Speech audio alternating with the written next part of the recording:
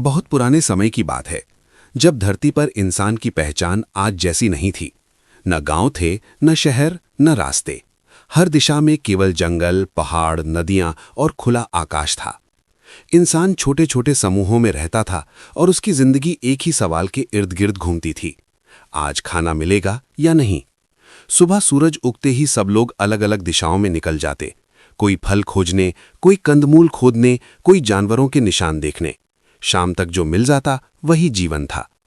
इसी दुनिया में एक युवक था, उसका नाम था आरव। आरव बाकी लोगों जैसा ही था, लेकिन उसकी आंखों में एक अलग तरह की जिज्ञासा रहती थी। वो केवल खाने के लिए नहीं देखता था, वो चीजों को समझने की कोशिश करता था। जब कोई पेड़ हर साल एक ही मौसम में फल देता तो वो सोचता, ये जानता कैसे है कि कब फल देना है। जब बारिश के बाद जमीन से हरी कोपलें निकलतीं तो वो घंटों उन्हें देखता रहता। एक दिन आरव अपने समूह से थोड़ा दूर नदी की ओर गया। बारिश अभी अभी थमी थी। गीली मिट्टी में उसके पैर धंस रहे थे। नदी के किनारे उसने देखा कि कुछ दाने जमीन में आधे दबे हुए हैं और उनके पास से छोटे छोटे पौधे निकल आए हैं। वो रुक गया। उसने उन पौधों को छुआ, उनकी नमी को महसूस किया। उसे याद आया कि कुछ महीनों पहले इसी जगह उन्होंने अनाज जैसे दाने खाए थे और कुछ दाने जमीन पर गिर गए थे। उस रात आग के पास बैठे हुए भी आरव का मन शांत नहीं था। उसके भीतर एक सवाल बार बार उठ रहा था। अगर दाना जमीन में जाए और पानी मिले तो वो फिर से दाना बन जाता है। तो क्या इंसान इसे जानबूझकर कर सकता है? क्या भोजन को खोजने के बजाय उगाया जा सकता है? अगले दिन आरव अकेले ही फिर नदी के पास गया। उसने कुछ दाने इकट्ठा किए जो उनके पास बचे थे। उसने लकड़ी से जमीन खोदी, दानों को सावधानी से रखा और मिट्टी से ढक दिया। ये कोई बड़ा काम नहीं था, लेकिन आरव के लिए ये एक नई शुरुआत थी। उसने वहां एक पत्थर रख दिया ताकि वो जगह उसे याद रहे। दिन बीतते गए, समूह अपनी पुरानी जिंदगी जीता रहा। शिकार कभी सफल होता, कभी नहीं। कई बार भूखे पेट सोना पड़ता, लेकिन आरव हर 2-3 दिन में नदी के पास जरूर जाता। कुछ समय बाद उसने देखा कि मिट्टी के नीचे से नन्ही नन्ही हरी पत्तियां बाहर आ रही हैं। उसका दिल तेज धड़कने लगा। उसने किसी को नहीं बताया, जैसे ये रहस्य केवल उसी का हो। समय के साथ वो पौधे बड़े होने लगे, उनमें दाने आने लगे। जब पहली बार आरव ने उन दानों को हाथ में लिया तो उसकी आंखों में चमक थी। उसने उन्हें खाया और वही स्वाद पाया जो पहले जंगल में मिला था। फर्क बस इतना था कि इस बार भोजन कहीं से मिला नहीं था, बल्कि पैदा हुआ था। आरव ने ये बात अपने समूह के बुजुर्गों को बताई। शुरू में वे हंसे। कुछ ने कहा कि ये समय की बर्बादी है, जंगल बड़ा है, शिकार हमेशा रहेगा। लेकिन जब आरव उन्हें नदी के किनारे ले गया और उगे हुए पौधे दिखाए तो सब चुप हो गए। ये उनके लिए जादू जैसा था। धीरे धीरे और लोग आरव के साथ जुड़ने लगे। उन्होंने जमीन साफ की, बीज बोए। पहली बार इंसान ने एक ही जगह पर कुछ समय तक रुकना शुरू किया। अब सुबह केवल खोज में नहीं निकलते थे, बल्कि देखभाल में भी लगती थी। पौधों को जानवरों से बचाना, पानी देना, सूखी घास हटाना, ये सब नए काम थे। कुछ महीनों बाद जब भरपूर दाने मिले तो समूह ने महसूस किया कि उनका डर थोड़ा कम हो गया है। अब हर दिन खाना ढूंढने की मजबूरी नहीं थी। बच्चों को खेलने का समय मिला, बुजुर्गों को आराम। रात की आग के पास अब केवल थकान की बातें नहीं होती थीं, बल्कि भविष्य की कल्पनाएं भी होने लगीं। समय बदला। उन्होंने झोपड़ियां बनाई। नदी के पास रहना आसान लगने लगा। कुछ जानवर जो पहले डरते थे, इंसान के पास रहने लगे। कुत्ते जैसे जानवर पहरा देने लगे। भेड़ बकरियां आसपास घूमतीं। इंसान ने पहली बार महसूस किया कि वो प्रकृति का केवल हिस्सा ही नहीं, बल्कि उसका साथी भी बन सकता है। लेकिन बदलाव हमेशा आसान नहीं होता। कुछ लोग पुराने तरीके छोड़ना नहीं चाहते थे। उन्हें लगता था कि एक जगह रुकना खतरा है। अगर फसल खराब हो गई तो, अगर बारिश नहीं हुई तो। इस डर ने समूह को बांट दिया। कुछ लोग फिर जंगल की ओर चले गए, कुछ रुके रहे। आरव भी डरा हुआ था, लेकिन उसने हार नहीं मानी। उसने देखा कि अलग अलग जगहों पर अलग अलग बीज उगते हैं। उसने प्रयोग किए, कभी असफल हुआ, कभी सफल। हर असफलता ने उसे नया ज्ञान दिया। धीरे धीरे खेती केवल जरूरत नहीं, बल्कि समझ बनने लगी। सालों बाद वो छोटा समूह एक बस्ती बन चुका था। बच्चे वहां पैदा होते, बड़े होते। उन्होंने कभी वो पुरानी भटकती जिंदगी देखी ही नहीं थी। उनके लिए घर, खेत और नदी ही दुनिया थी। आरव अब बूढ़ा हो चुका था।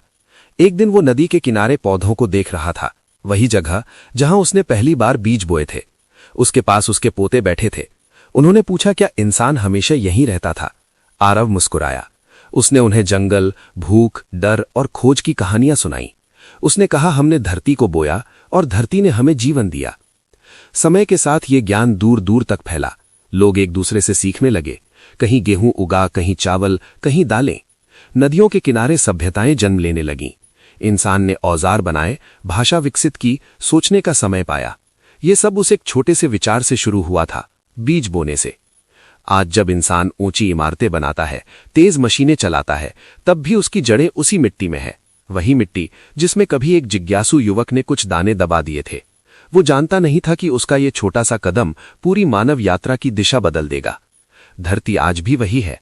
वो आज भी इंतजार करती है कि कोई उसे समझे, उसे सम्मान दे और उसके साथ संतुलन बनाए। क्योंकि जब इंसान धरती को बोता है तो असल में वो अपना भविष्य बोता है। आरव के जाने के बाद भी उसकी सोच उस बस्ती में जीवित रही। लोग उसे नाम से कम और विचार से ज्यादा याद करते थे। जब कोई बच्चा पहली बार मिट्टी में बीज डालता तो बुजुर्ग कहते, याद रखना, ये केवल दाना नहीं है, ये धैर्य है। समय बीतने के साथ खेती केवल पेट भरने का साधन नहीं रही, बल्कि जीवन को समझने का तरीका बन गई। कुछ वर्षों बाद मौसम ने पहली बार धोखा दिया। बारिश समय पर नहीं हुई, खेत सूखे रह गए। जिन लोगों ने खेती को ही सब कुछ मान लिया था, उनके मन में डर लौट आया। वही पुराना डर जो कभी जंगल में भटकते समय हुआ करता था। कई रातें बिना नींद के गुजरी। आग के पास बैठकर लोग सोचते, क्या हमने गलती की? क्या धरती पर भरोसा करना ठीक था? तभी आरव की बेटी निया आगे आई। उसने कहा कि धरती कभी एक जैसी नहीं रहती और इंसान को भी बदलना सीखना होगा। उसने सुझाव दिया कि केवल एक ही तरह के बीज न बोए जाएं। कुछ बीज कम पानी में उगते हैं, कुछ ज्यादा में। ये बात उसने अपने पिता से सीखी थी, प्रयोगों से। लोगों ने फिर से कोशिश की। कुछ खेत बचे, कुछ नष्ट हुए, लेकिन पूरी बस्ती भूखी नहीं रही। इस साल उन्होंने ये समझा कि खेती केवल प्रकृति पर निर्भरता नहीं है, बल्कि समझ और तैयारी भी है। ये सीख पीढ़ियों तक चलने वाली थी। धीरे धीरे बस्ती में काम बंटने लगे। कोई खेत देखता, कोई औजार बनाता, कोई पानी के रास्ते साफ करता। पहली बार इंसान ने महसूस किया कि हर किसी को हर काम करने की जरूरत नहीं है। इससे समय बचा और उसी समय से सोचने, सीखने और सिखाने की शुरुआत हुई। नदी के पास एक जगह ऐसी थी जहां लोग शाम को इकट्ठा होते। वहां कहानियां सुनाई जाती, भूख की नहीं बल्कि सीख की। बच्चे पूछते कि बीज क्यों उगता है, बारिश क्यों आती है, सूरज क्यों डूबता है। सवाल अब डर से नहीं, जिज्ञासा से पैदा होते थे। कुछ दूर की बस्तियों के लोग भी आने लगे। उन्होंने यहाँ की खेती देखी, तरीका सीखा और अपने साथ ले गए। बदले में वे अपने अनुभव लाए। कहीं पत्थर की नालियां थीं, कहीं लकड़ी के हल।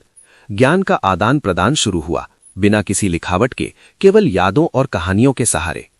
समय के साथ इंसान ने समझा कि धरती से जितना लेना है उतना ही लौटाना भी है। खेत को खाली छोड़ना, मिट्टी को आराम देना, पानी को सहेजना, ये सब बातें धीरे धीरे जीवन का हिस्सा बनी।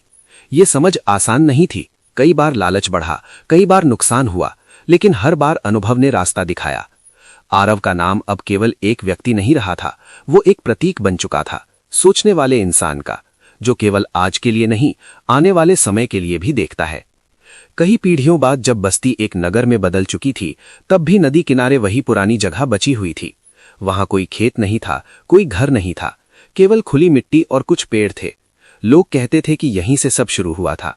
बच्चे वहां जाकर मिट्टी को छूते और चुपचाप खड़े रहते। उस जगह पर कोई मूर्ति नहीं थी, कोई चिन्ह नहीं था, क्योंकि असली याद पत्थर में नहीं, आदतों में जिंदा रहती है। हर बार जब कोई किसान बीज बोते समय ऊपर आसमान की ओर देखता, हर बार जब कोई सूखी मिट्टी को पानी देता, हर बार जब कोई अगली फसल के लिए बीज बचाकर रखता, आरव की सोच फिर से जन्म लेती। इंसान ने लंबा सफर तय किया। उसने पहियों का आविष्कार किया, शहर बसाए, समुद्र पार किए, लेकिन उसकी सबसे बड़ी खोज वही रही, धरती के साथ तालमेल। जब भी उसने ये संतुलन तोड़ा, प्रकृति ने उसे याद दिलाया कि शक्ति हमेशा नियंत्रण में नहीं, समझ में होती है। आज भी जब कोई किसान सुबह सुबह खेत में जाता है, जब सूरज की पहली किरण मिट्टी पर पड़ती है, तब वो केवल काम करने नहीं जाता, वो एक परंपरा निभाने जाता है, हजारों साल पुरानी। उस परंपरा की शुरुआत किसी राजा ने नहीं, किसी योद्धा ने नहीं, बल्कि एक जिज्ञासु इंसान ने की थी, जिसने सवाल पूछा था और जवाब खोजने की हिम्मत की थी। धरती आज भी वही सवाल पूछती है, तुम मुझसे क्या रिश्ता रखना चाहते हो, केवल लेने का या समझने का? और इंसान का भविष्य उसी जवाब पर टिका है। समय आगे बढ़ता गया और इंसान की समझ भी उसके साथ चलती रही। नगर अब बड़े हो चुके थे, खेत दूर तक फैल गए थे और नदी के किनारे बसावट घनी हो गई थी। लेकिन जैसे जैसे सुविधा बढ़ी वैसे वैसे इंसान का ध्यान धरती से थोड़ा हटने लगा। कुछ लोग भूलने लगे कि ये सब किस भरोसे पर टिका है। वे ज्यादा लेने लगे, जल्दी लेने लगे, बिना सोचे समझे लेने लगे। मिट्टी ने पहले धीरे धीरे संकेत दिए, कहीं उपज कम हुई, कहीं पानी जल्दी सूख गया। लेकिन इंसान संकेत सुनने का आदी नहीं था। उसे अब जवाब तुरंत चाहिए थे। उसने औजार और तेज बनाए, जमीन को और गहराई तक खोदा। शुरुआत में लाभ हुआ और उसी लाभ ने उसे और आगे बढ़ाया। एक पीढ़ी बाद हालात बदले, कुछ खेत बंजर होने लगे, नदी का पानी पहले जैसा साफ नहीं रहा। तब नगर के लोग पहली बार चिंतित हुए। उन्होंने सभा बुलाई। बड़े बुजुर्ग, किसान, कारीगर सब इकट्ठा हुए। सवाल वही पुराना था, बस रूप नया था। हमसे कहाँ गलती हुई? तभी एक बूढ़ा व्यक्ति खड़ा हुआ। उसकी आवाज धीमी थी लेकिन शब्द गहरे थे। उसने कहा कि गलती आज नहीं हुई, गलती तब हुई जब हमने धरती को केवल साधन